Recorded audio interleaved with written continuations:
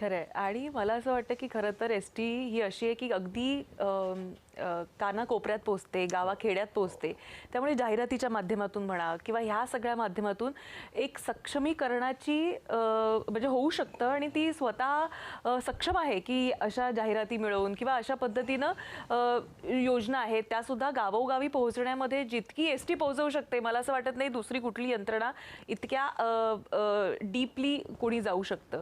So ह्याही बाजूनं थोडा विचार केला पाहिजे. आणि दुसरं हे करत असताना मला असं वाटतं की एस-टी मधला प्रवाससुद्धा सुखकारक झाला पाहिजे. त्या दृष्टीनं आपण नेमकी काय पावलं उचलणार, त्याचं कारण म्हणजे की एस-टीमध्ये जे कंडक्टर असतात किंवा चालक असतात त्यांना एक त्यांचं वागणूक जी असते थोडा उर्मटपणा जाणवतो. अशा अनेक तक्रारी कायम नागरिकांच्या येत असतात. तर त्यांचं कुठेतरी जसं आपण म्हणतो ना एक लोकांना प्रबोधन करणं आवश्यक असतं, अशा पद्धतीचे काही सेमिनार्स वगैरे घेऊन की त्यांनाही ते आपले वाटले पाहिजेत यासाठी म्हणून. बरं त्यांचं वाईट इंटेन्शन असेल असं नाही, पण जरा उर्मटपणा किंवा हे थोडंसं अधिक वागणुकीतून जाणवतं. नाही आहे, पण ह्या मी वस्तुस्थिती नाकारत नाही, पण ह्यामध्ये प्रमाण जे टक्केवारीमध्ये फार कमी आहे. म्हणजे खरं तर मला आठवत आहे की लहानपणापासून आमच्या जीवनामध्ये दोन म्हणजे हे ख्रिसमस ट्री किंवा सांता क्लॉज वगैरे हे आत्ता एक 15-20 वर्षात फार मोठं व्हायला लागलं.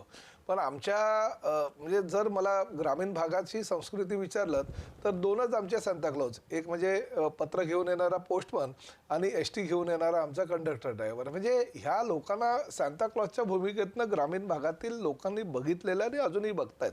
त्यामुळे लोकांनी प्रेम दिलं की ॲटोमॅटिक आमचे ड्रायव्हर कंडक्टरसुद्धा त्यांच्यावर कुटुंबातल्या घटकांप्रमाणे प्रेम करत असतात. हां, एखाद दुसरा कोणीतरी असतो की तो चुकीच्या पद्धतीने वागत असतो, म्हणून सगळी आमची 1 लाख कामगार त्यामध्ये दोषी आहेत असं म्हणून चालणार नाही. परंतु काही आम्ही गोष्टी करतोय की अशा प्रकारे सुद्धा 1% का होईना पण ड्रायव्हर कंडक्टरने प्रवाशांबरोबर चांगल्या पद्धतीनं वागायला हवं. आणि त्यांची मला असं वाटतं की आमची त्या माध्यमातून सगळ्या सूचना सगळ्या संबंधित लोकांना